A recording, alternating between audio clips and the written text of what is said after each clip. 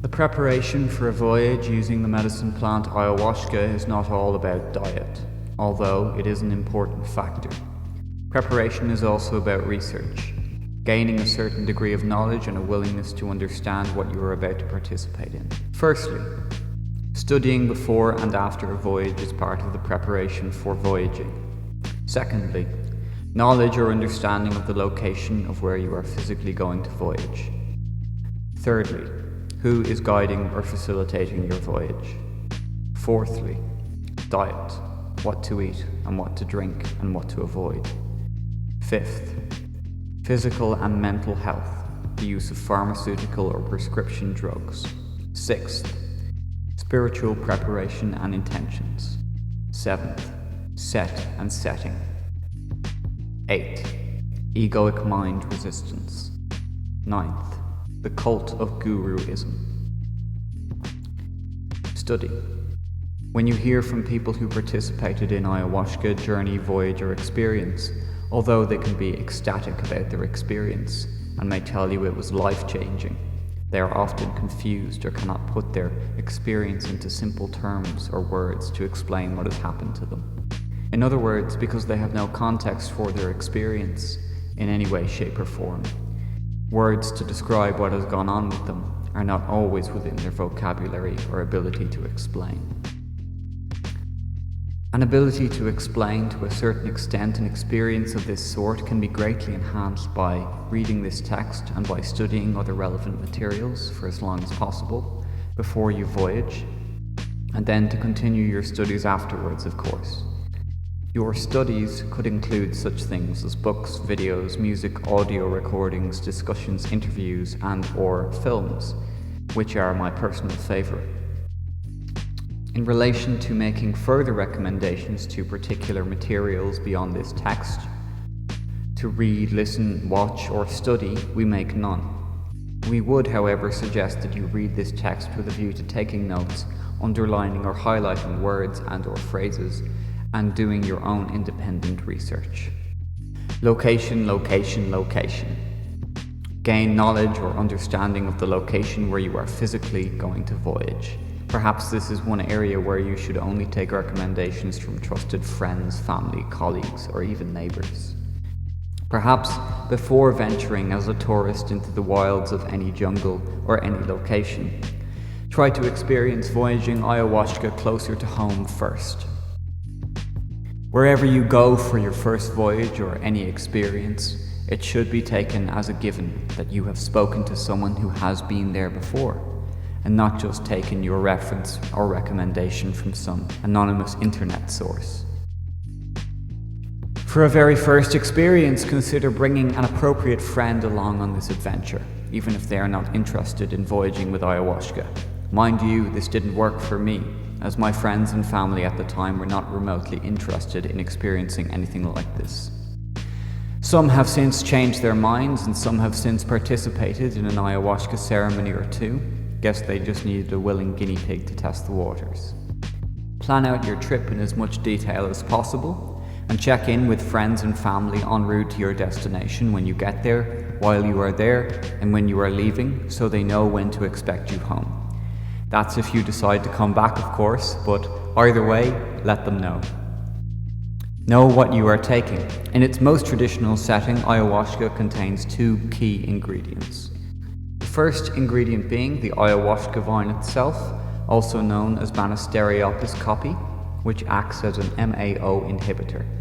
MAOIs, or monoamine oxidase inhibitors, inhibit the body's natural enzymes from breaking down DMT, dimethyltryptamine, which provide the psychedelic experience or voyage. DMT is also referred to as the spirit molecule. It occurs naturally in many plants and animals, including humans. The human body itself also creates and carries DMT as a natural biological process. The second ingredient is the leaf of the chacruna plant, which contains the majority of the DMT. Both the ayahuasca vine and the chacruna plant have very positive therapeutic and healthy effects on the human psyche and physical body. In making this brew, both ingredients are boiled and reduced down several times to a thick soup. over many hours, then mixed together and left to cool. You end up with a greeny brown coloured substance. It has the constituency of stagnant, muddy swamp water. Most people say it tastes quite foul and putrid, and they are entitled to their opinion, of course.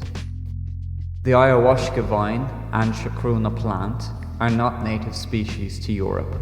There are a few analogies, equivalents that can act as replacements for both the chacruna plant and the ayahuasca vine. After all, what one is looking for is a plant with relatively high levels of DMT and a plant that acts as an MAO inhibitor.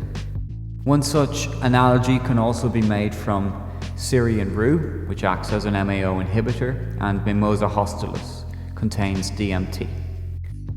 And there are many other combinations and mixtures out there that do a similar job, more or less. If possible, find out what is in the mixture you may be taking and research its constituent parts for yourself. The plants mentioned above, i.e. the ayahuasca vine, chacruna, Syrian rue, mimosa, among many other plant medicines, all contain many congruent constituents which work in harmony and exceedingly well with the human body in promoting physical, emotional, mental health and well-being within and without.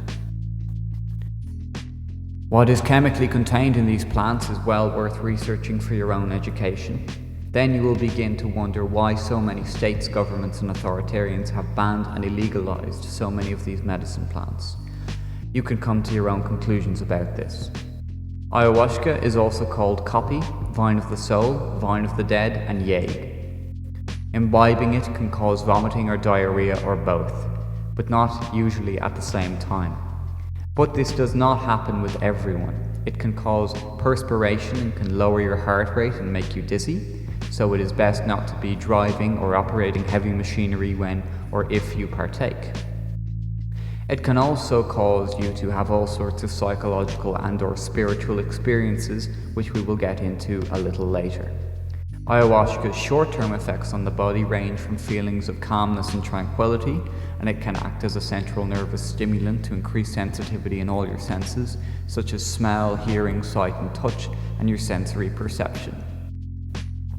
Its medium to long-term effects on the physical body can be as follows. It is an anthelmintic, which causes parasites and worms to be stunned, killed and expelled from the body without causing harm to the body. It is an anesthetic, which can reduce pain and your sensitivity to pain. It acts as an antibacterial agent within the body, which might explain why some people may purge or vomit when it's used. It has anti-malarial properties. It acts as an agent against sleep sickness and light sensitivity. It is also toxic to certain types of other chronic illnesses or diseases and does not react well with pharmaceutical and/or recreational drugs. In particular, it is dangerous to combine selective serotonin reuptake inhibitors and MAO inhibitors, and doing so may result in what is called a hypertensive crisis. Ayahuasca is non-addictive, but should be taken with a certain degree of caution, with a certain mindset and in a certain trusted setting. It does not produce withdrawal symptoms. On the face of this information, which has come from a state/government source, it reads like ayahuasca has the appearance on paper of a miracle drug per se. But because it contains DMT, it is classified by the state as a Schedule I substance. This means it is considered by the state of Ireland to have no medical scientific value. It is regarded as a substance that is likely to be abused, and therefore it is classified as illegal, unlike, say, cigarettes and/or alcohol. Side note, the key constituent here is not necessarily the plant or plants that contain high levels of DMT. My view is that the MAO inhibitor is the more significant ingredient, as this suppresses the body's enzymes that break down DMT. It has shown after taking an MAO inhibitor you can also voyage for extended periods on hallucinogenic mushrooms or truffles, but all MAO inhibitors should be taken with extreme caution, as they can cause otherwise harmless foods to become toxic to the body. Thus, fasting for 1, 2 or 3 days before imbibing significantly reduces risk of toxicity.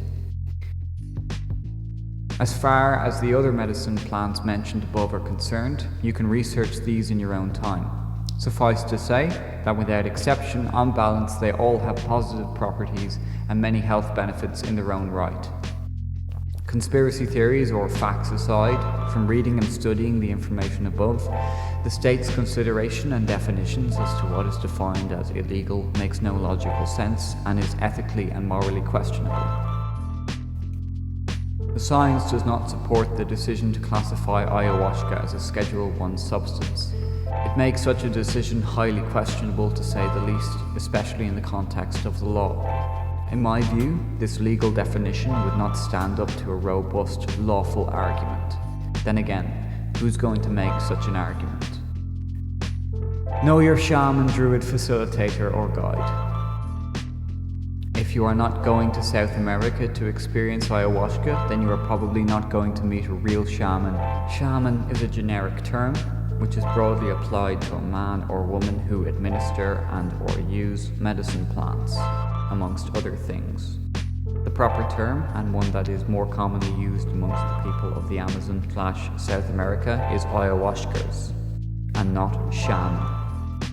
The term shaman was first applied by Western anthropologists to the ancient religious tradition of Turks and Mongols, and then applied broadly to other ethnic groups. It was then applied broadly to other ethnic groups all over the planet to encompass what they perceived to be similar practices. The term shamanism is thought to have been first introduced to the West after Russian forces conquered the shamanistic Khanate of Kazan in 1552. The term shaman in its original tongue is understood to mean one who knows. Let's stick to this idea of the shaman as being the one who knows. Similarly, the Druids of ancient Western Europe were imbued with the same concept of seeing or knowing, being wise or sage. They would pass on their knowledge via an oral as opposed to a written tradition. The main tenet of their teachings was to imbibe their scholars and students with a firm understanding of the indestructibility of the soul, which in turn robbed death of all its terror, from which the highest forms of courage can be developed. Obviously, there is much more to shamans and or druids, but suffice to say, historically speaking, shamans and druids posed a great threat to organized religion and states, and arguably still do, in that these sages and teachers could not be frightened or controlled, as they did not fear death. Moreover, they taught others the same principle. They had the facility to guide people to experience this knowledge for themselves through the use of medicine plants, amongst other things. Shamans or druids would not seek to provide you with a medicine plant to heal unless they had already used it themselves and understood what it could do to, with, or for you. This is unlike modern medical doctors who have no interest and perhaps even no concept of treatment to cure per se. A shaman or druid's task, on the other hand, was to seek to drive out disease and provide healing, remedy, or cure. Strictly speaking, it was and is not an automatic tradition amongst most indigenous cultures for anyone other than the medicine man, the druid, or the shaman to use or take medicine plants. The shaman first took the medicine, and then, if it was approved, the shaman offered the medicine to the man or woman who was specifically mentally or physically ill. If it was necessary, in effecting a cure for them only, and or to provide them with the appropriate insight. The shaman first took the medicine, and then, if it was appropriate, the shaman offered the medicine to the man or woman who was spiritually, mentally, or physically ill, if it was necessary in effecting a cure for them only, and or to provide them with the appropriate insight. In stark contrast, modern medicine practitioners or doctors do not, in the main, take or use the prescriptions or medicines they prescribe. The medicines they prescribe have many negative and destructive effects on the human body. They call these effects side effects. A genuine shaman or druid has not only taken his own medicine plants, but has also lived with them as part of his or her training. Living with and taking your own medicine. Perish the thought, as my granny used to say. A true and proper shaman or druid was and is not only and specifically interested in the administration or imbibing of entheogens or medicine plants, but will, where appropriate and where required, administer over and prescribe treatments concerning diet and fasting, isolation or solitude, music, meditation, chanting, drumming, shaking and vibration, darkness and light, and cleansing with earth, water, fire, herbs, plants, etc. Whilst some shamans or medicine plant facilitators may seem aloof, you should make an effort to speak to them, either before you travel to your chosen destination or upon arrival. And most certainly before you make a final decision to imbibe or take any medicine plant offered, as taking or imbibing a medicine plant may not be the best initial treatment for you to begin with. Trust your own gut or instinct about them. If the relative shaman or facilitator is totally inaccessible, then think twice about traveling. And most certainly think thrice about taking or using any proposed medicine plants. A genuine shaman or facilitator is genuinely concerned with and interested in you, and why and what you are seeking to achieve in partaking in a medical plant ceremony, your intention. They should be more than willing to communicate with you, albeit sometimes through or via a translator. Not to put too fine a point on it, you no longer have to travel to South America or the Amazon to genuinely experience medicine plants. Or for that matter to take Mother Ayahuasca, as it is now available all over the planet. A medicine plant tourist industry of sorts has evolved. In all parts of the world you can just as easily get ripped off in Europe, North America or Africa as you can in South America or the Amazon.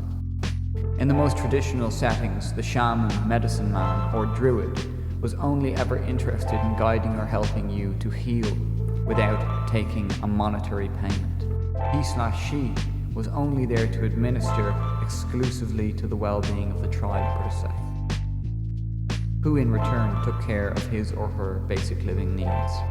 It was, and in some tribes still is, a vocation and is looked down upon for the shaman to take payments to the point where they were and can be expelled from the tribe. Accept it. You are a tourist of sorts, so a price to participate you will need to pay. Having said this, there are still reliable people out there who can guide you on where to go. And how much to pay to participate in a sacred medicine plant ceremony? This is research you must do for yourself, once again.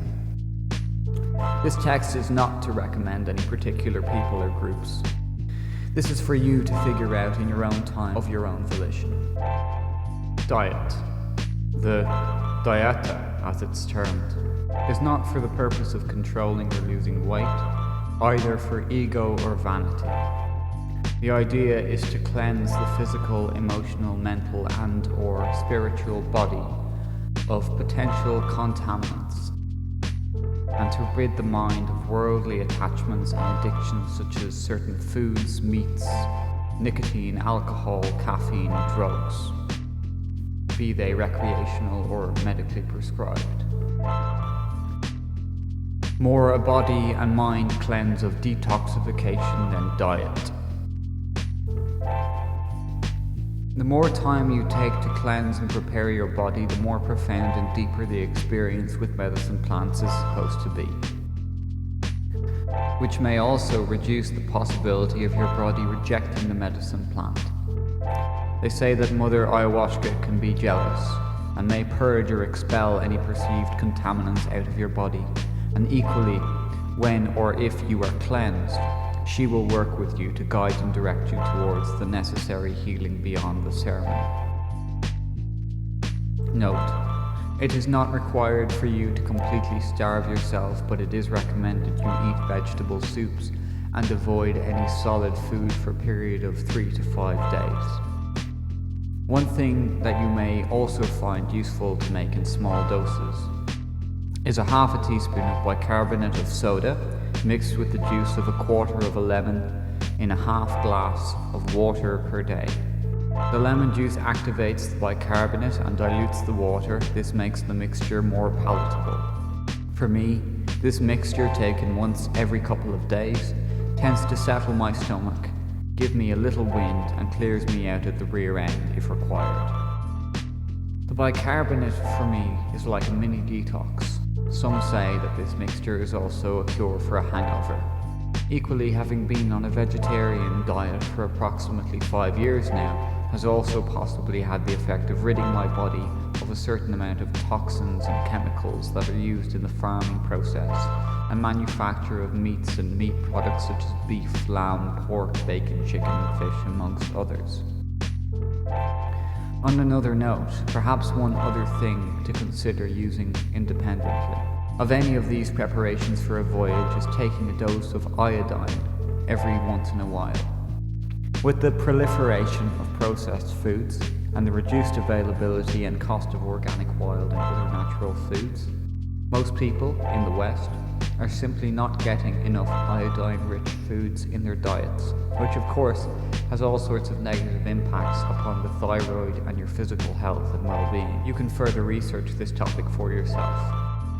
Finally, on this theme of diet, using bicarbonate, lemon, and particularly iodine in relative doses to my needs has worked very well in maintaining the healthy function of my thyroid.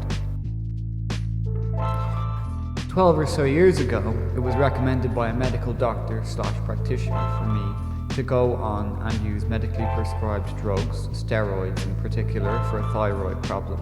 After he, the doctor, informed me that steroids would be required for the rest of my life in one form or another, and they would also have a massive potentially negative impact upon my body.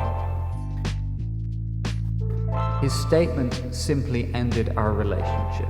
You could say, by not taking the doctor's advice and not using the recommended drugs, was taking my life into my own hands. But whose hands should my life be in if not mine? Your physical and mental health and the use of pharmaceutical or prescription drugs. It is suggested that you consult your doctor, physician and or psychiatrist before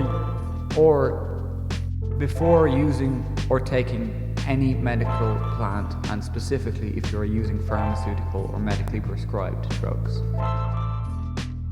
The idea being that many medicine plants do not react well to the majority of pharmaceutical and or prescriptive drugs, and many make you sick or give you a negative reaction or even a potential fatal reaction. You don't want a little death to turn out to be your final one.